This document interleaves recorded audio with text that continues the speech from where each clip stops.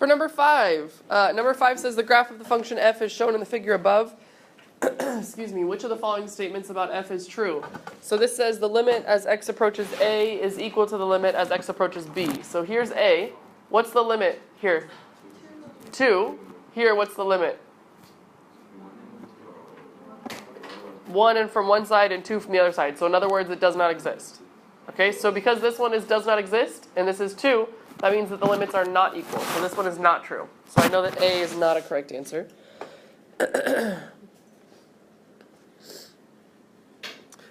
B, the limit as x approaches A is 2. Is that true? Yeah.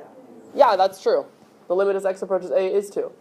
Does the function at A equal 2? No, there's an open circle there, but that's okay because the function equaling 2 has nothing to do with the limit. So because from the left and from the right, both y values are going towards 2, then we say that's true. The limit does equal 2. Let's check the other ones just to make sure. It's never a good idea to stop just because you think you found the right answer. You want to make sure that all the other ones are actually wrong. So this one, the limit as x approaches b is 2. We already talked about how that's not true. What's the limit as x approaches b?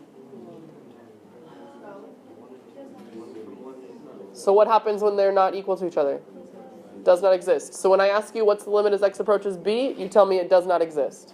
All right? So from this side it equals 2, from this side it equals 1, and because they're not equal it does not exist. So again, when I say the limit as x approaches b is what? You say the limit does not exist. So this is false. For this one, the limit as x approaches b is 1. All right? And I think that's probably why some of you guys were confused, is because you thought it is 1 from this side and it is 2 from this side. The only way those would be true is if they specified b coming in from the right or b coming in from the left. If they just say b in general and they don't indicate the plus or minus above it to say from the right or left, then we're saying that that's not true. It does not exist. And then last but not least, the limit as x approaches a does not exist. We already talked about how that is false because there is an actual hole there, but the limit from both the left and right are equal, so the limit does exist. So we've successfully agreed that all of them are wrong except for b. Any questions on this one?